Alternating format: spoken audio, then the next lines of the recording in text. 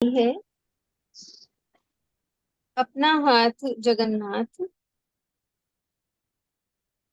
तो यही कहा जाता है कि अपना हाथ जगन्नाथ यानी परमात्मा ही हमारा आधार है, हमारा सहारा है। तो सच तो यही है कि परमात्मा ही हमारा आधार है, हमारा सहारा है। लेकिन केवल इस तरह से ही बैठ जाना और कुछ ना करना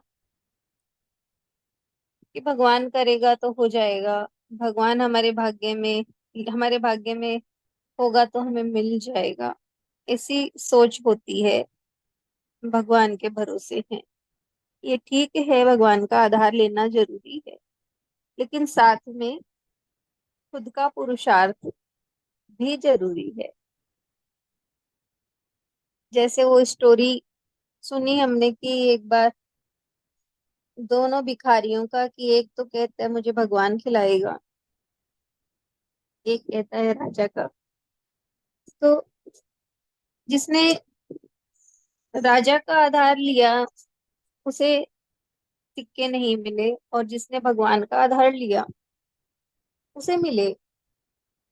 तो उस भगवान की कृपा से ही उसे खीर मिली, पात्र मिला, लेकिन उसे वो खीर उसे खानी पड़ी, खाई तब उसे सिक्के मिले।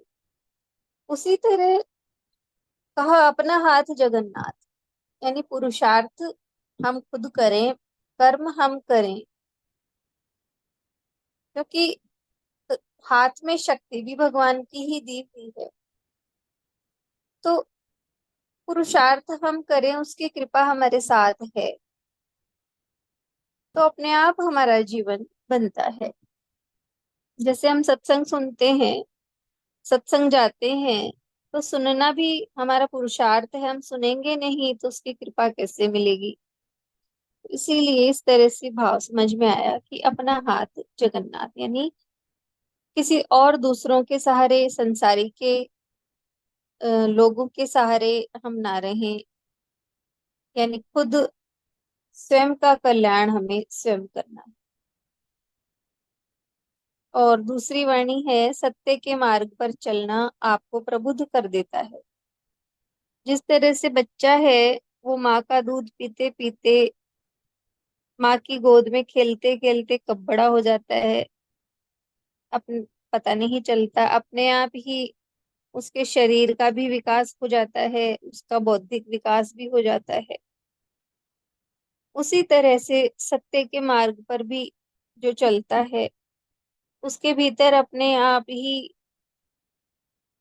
ज्ञान आने लगता है, उसका विवेक जागृत हो जाता है, उसमें सद्गुण, भाव, प्रेम सब आने लग जाते हैं। तो बस चलना पड़ता है हमें, चलते चलते अपने आप ही हमारे भीतर में ज्ञान आ जाता है, यानी बोध हो जाता है, हमें ज्ञानवान हमें बना देता है। वही कि बच्चा स्कूल जाता है, जाते जाते एक समय बाद डॉक्टर इंजीनियर बनकर ही निकलता है।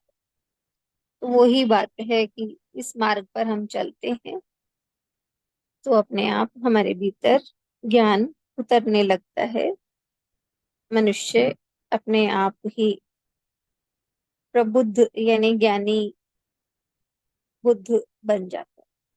हरि ओम।